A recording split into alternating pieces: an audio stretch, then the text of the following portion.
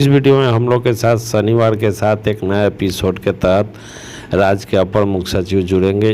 उनसे विशिष्ट शिक्षकों की समस्या, बच्चों और छात्रों की समस्या पर भी प्रकाश डालेंगे। साथ ही वेतन विसंगत तमाम मुद्दों को लेकर शिक्षकों के द्वारा जो प्रश्न किए गए हैं उनका उत्तर वे देंगे। इससे पहले आपसे छोटा सा अनुरोध है, अगर आपने हमारे चैनल को अभी तक सब्सक्राइब नहीं किया तो कर लीजिएगा। बिहार टीचर न्यूज अपडेट के लिए सीधे लिए चल रहे हैं हम। राज्य के अपर मुख्य सचिव हम लोग के बीच जुड़ रहे हैं। कुमार विशिष्ट शिक्षक, बुनियादी विद्यालय बखरी मुरौल, मुजफ्फरपुर से है। सर, इनका कहना है कि माननीय मुख्यमंत्री जी के द्वारा बैकलेस सैटरडे की शुरुआत की गई थी। बैकलेस सैटरडे के अंतर्गत प्रत्येक महीने के लिए कुछ खास विषय वस्तु निर्धारित किए गए थे। उस विषय वस्तु से संबंधित मार्गदर्शिका सभी विद्यालयों के पास उपलब्ध होना था, परंतु बैकलेस सैटरडे की मार्गदर्शिका आज तक किसी भी विद्यालयों में नहीं पहुंच पाई है, जिसके कारण विद्यालयों में शनिवार के दिन सुरक्षित शनिवार की गतिविधि के अतिरिक्त बैकलेस सैटरडे की किसी भी गतिविधि का क्रियान्वयन एवं अनुश्रवण नियमित रूप से नहीं हो पा रहा है। इसके बारे में आप कुछ कहना चाहेंगे सर? देखिए, बैकलेस सैटरडे 2000 इसका उद्घाटन हुआ था और उस वक्त गाइडलाइंस इशू हुई थी और वेबसाइट में, जो एससीईआरटी के वेबसाइट में इसकी कॉपी रखी गई थी। लेकिन इसके इतने साल बाद फिर हम लोग अब इसको फिर से इसका अपडेशन कर रहे हैं, क्योंकि सैटरडे में हम लोगों ने बैकलेस सैटरडे के अतिरिक्त बहुत सारे एक्टिविटीज़ और भी नए जोड़े हैं, जैसे स्किल ट्रेनिंग है और अन्य जो स्पोर्ट्स है और अन्य बहुत सारी गतिविधियां हैं जो हम लोगों ने सैटरडे में जो रेगुलर पढ़ाई के अतिरिक्त जो किए जाने हैं बच्चों को, वो सारे कार्य हम लोगों ने सैटरडे को रखे हैं। हम लोग उसको घंटावार भी उसको निर्धारित कर रहे हैं और अब बैकलेस सैटरडे का जो नया करिकुलम है वो अगले हम लोग कोशिश करेंगे कि अगले 10-15 दिनों में एक रिवाइज करिकुलम हम लोग इशू करेंगे और ये वेबसाइट में देखा जा सकता है और हम लोग पीडीएफ में भी इसको सर्कुलेट करेंगे। देखिए, प्रिंटिंग हम लोग यूजुअली नहीं करते हैं क्योंकि समय समय पे परिवर्तन करते रहते हैं। हम चाहते हैं कि ज़्यादा कागज़ का बर्बादी ना हो, इसलिए वेबसाइट पे इस गाइडलाइंस को आप देख सकते हैं। 10-15 दिन बाद इसको बैकलेस सैटरडे 2025 गाइडलाइंस के रूप में इसको निर्गत किया जाएगा। सर, एक धीरज कुमार शिक्षक यूएमएस सिलौट भभुआ से है। सर, विद्यालय में त्रैमासिक परीक्षा की शुरुआत के लिए आपका हृदय से आभार करते हैं। सर, इनका कहना है कि जिस तरह शिक्षकों के लिए टीचर ऑफ द मंथ की बेहतरीन शुरुआत आपकी पहल से हुई है, ठीक इसी तर्ज पर स्कूलों में बच्चों के मंथली टेस्ट के बाद आपके माध्यम से प्रत्येक माह 5 या 10 विद्यालय के प्रधानाध्यापक के साथ वीडियो कॉल या कॉन्फ्रेंस कर बच्चों को प्रोत्साहित किया जाए तो बच्चों को बहुत खुशी मिलेगी। प्रधानाध्यापक प्रशस्ति पत्र देते हुए स्कूल के नोटिस बोर्ड पर चयनित बच्चे का नाम प्रदर्शित करते हैं। इससे विद्यालयों का मनोबल बढ़ेगा। देखिए, हम लोग जो टीचर्स ऑफ द मंथ है वो हर महीने हम लोग इवैल्यूएशन करते हैं और हर महीने हम टीचर्स ऑफ द मंथ का हम लोग सर्टिफिकेट इशू करते हैं। और हम लोग यह भी कोशिश कर रहे हैं कि टीचर ऑफ द मंथ के जो टीचर्स हैं उनके साथ वीडियो कॉलिंग करके, वीडियो कॉन्फ्रेंसिंग करके हम उनसे फीडबैक लेंगे। हम लोग ये व्यवस्था शुरू करने वाले हैं। और जहाँ तक स्टूडेंट्स की बात है, हमारी ये उम्मीद है और आशा है कि जो स्टूडेंट्स हैं उनका जो परीक्षा का रिज़ल्ट है या परीक्षा में जो मार्क्स आता है और उनके जो स्कूल में उनका टर्नआउट है, यूनिफॉर्म है, डिसिप्लिन है, उसके आधार पर स्टूडेंट ऑफ द वीक वो अपने नोटिस बोर्ड में डिस्प्ले करें। ये हम लोग चाहते हैं और ये अच्छा सुझाव है। हम लोग इस संबंध में गाइडलाइन जारी करेंगे कि student of the week display करेंगे और उस बच्चे को उस सप्ताह के लिए बैच भी उपलब्ध कराएंगे, स्टूडेंट ऑफ द वीक। और ये सुझाव के आधार पर हम लोग अब आगे की कार्रवाई करेंगे और मैं इनको धन्यवाद देता हूं कि स्टूडेंट के संबंध में इन्होंने जो सुझाव दिया। सर, अगला सवाल कुमारी निधि नया प्राथमिक विद्यालय सुहागी किशनगंज से हैं। इनका कहना है कि मेरे विद्यालय में बाउंड्री नहीं है, जिस कारण आवारा पशुओं का डर बना रहता है। सर, विद्यालयों में बाउंड्री बनाने के लिए विभाग कुछ सोच रहा है क्या? देखिए, हमने 2 दिन पहले गाइडलाइंस हम लोगों ने इशू की है जिसमें सभी हेडमास्टर से हम लोगों ने मांगा है कि आपको विद्यालय में क्या चाहिए। उसमें हम लोगों ने बाउंड्री की लंबाई कितनी टूटी हुई है, कितना ऊंचा करना है और कितना बाउंड्री बनाना है, यह भी मांगा है। और हम लोग मई महीने में इस पूरे राज्य में जितने भी स्कूल्स हैं उनके बाउंड्री का सैंक्शन कर देंगे, उसके एडिशनल क्लासरूम का सैंक्शन कर देंगे, टॉयलेट्स का कर देंगे और इसके लेबॉर्ट्रीज़, लाइब्रेरी, जो भी बिल्डिंग है वो सब कर देंगे। और साथ ही साथ हम लोग ने फर्नीचर का शॉर्टेज है उसको भी हम लोग पूरा कर देंगे। तो ये सारा सैंक्शनिंग जो है, जो स्वीकृति है, वो हम लोगों ने टारगेट किया मई फर्स्ट वीक में। उसके बाद इसकी आपूर्ति की प्रक्रिया जून, जुलाई, अगस्त तक ये हम लोग का लक्ष्य है कि जुलाई से पहले ये कम से कम सारी चीज़ें बन जाएं। सर, एक आशीष कुमार गौतम जी हैं, विद्यालय अध्यापक, उच्च माध्यमिक विद्यालय माधोपुर, मनेर, पटना से। सर, ये कहते हैं कि बिहार बोर्ड 10वीं और 12वीं का परिणाम देश भर में सबसे पहले जारी कर एक कीर्तिमान बनाता है, लेकिन 10वीं के रिजल्ट के 1 महीने बाद 11वीं में प्रवेश प्रक्रिया शुरू किया जाता है, जो लगभग जुलाई तक चलता है, जिस कारण बच्चे काफ़ी समय विद्यालय से दूर रहते हैं। सर, जिस तरीके से शिक्षा विभाग कक्षा 1 के लिए नामांकन अभियान चलाती है, क्या उस तरीके की कोई ऐसी व्यवस्था हो सकती है जिससे मार्च में परिणाम प्रकाशित होने के तुरंत बाद 11वीं के प्रवेश प्रक्रिया शुरू कर अप्रैल द्वितीय सप्ताह से कक्षा आरंभ किया जा सके तथा पूरी प्रवेश प्रक्रिया अप्रैल अंत तक समाप्त किया जा सके? देखिए, हम लोगों ने मैंने डायरेक्टर सेकेंडरी को यह निर्देश दिया है कि वे गाइडलाइंस निकालेंगे और जितने भी 10th पास हैं वो प्रोविजनली एडमिट हो जाएंगे 11th क्लास में उनके अपने पंचायत में, क्योंकि हर पंचायत में अब हाई स्कूल है। तो प्रोविजनली सभी को एडमिशन करके क्लासेस स्टार्ट करने का मैंने निर्देश दिया है। हम लोग मंडे से मॉनिटरिंग करेंगे कि कितने बच्चों ने 11th ज्वाइन किया है और उनकी कक्षा मंडे ट्यूसडे, हो सकता है 2-3 दिन लेट हो जाए, लेकिन अगले सप्ताह से सभी 11th क्लास के बच्चों का क्लास शुरू करना है।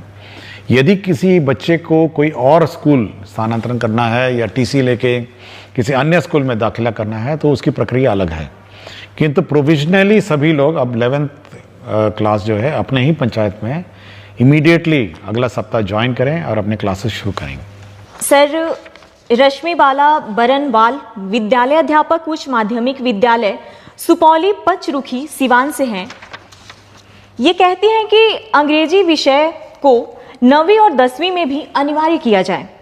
इन स्तरों पर अंग्रेजी सीखने और अध्ययन करने के लिए छात्रों को आकर्षित करना कठिन है, जिसके कारण उच्चतर माध्यमिक स्तर पर अंग्रेजी में खराब प्रदर्शन होता है, क्योंकि उन्हें अंग्रेजी समझने में वास्तविक कठिनाई का सामना करना पड़ता है, जो पहले से ही दूसरी भाषा है और उन्होंने इस कक्षा 10 तक गंभीरता से नहीं सीखा है।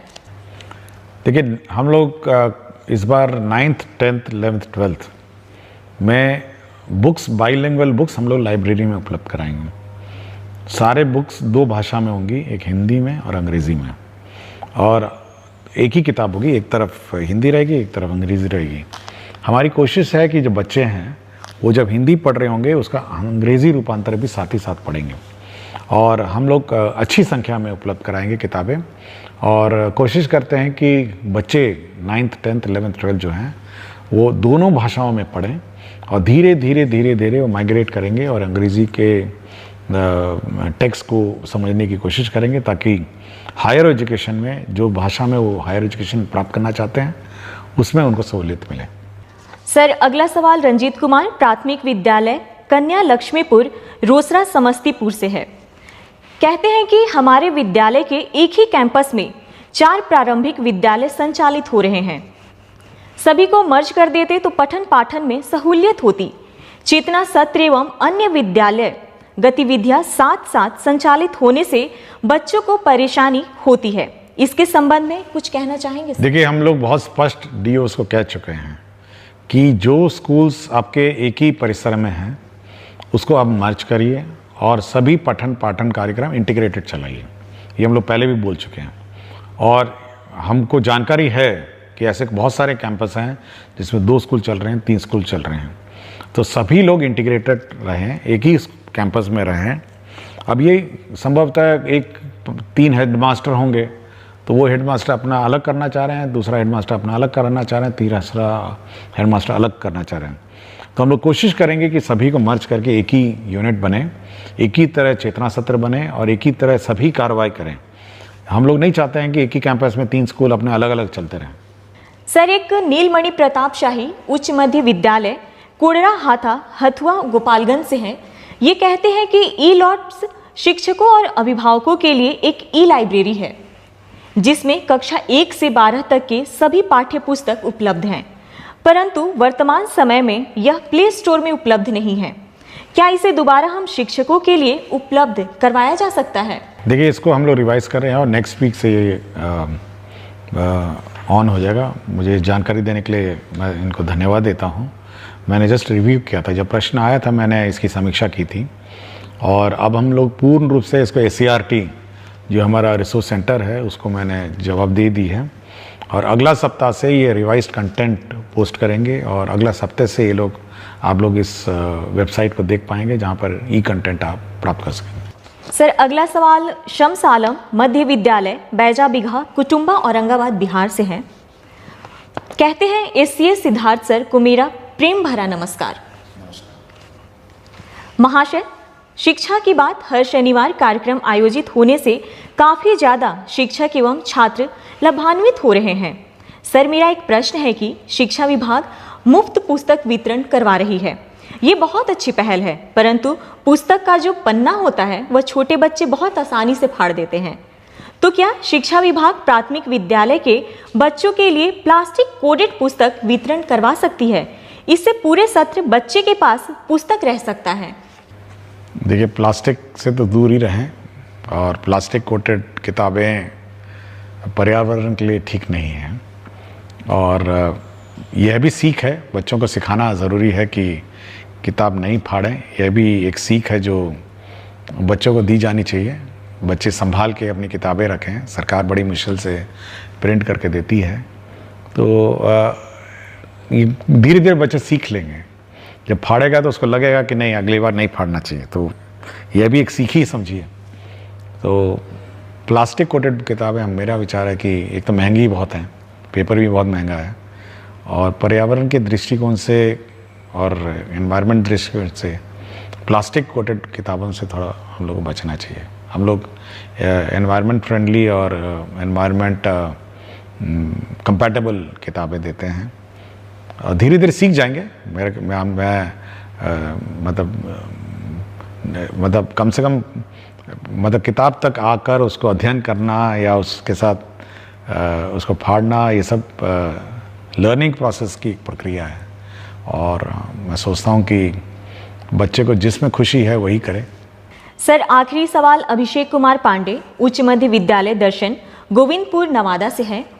ये कहते हैं कि महोदय, मुझे आपका कार्यक्रम बहुत अच्छा लगता है कि आप हर शनिवार को आप शिक्षकों से जुड़ी समस्याओं का समाधान करते हैं, जो काफ़ी सराहनीय है।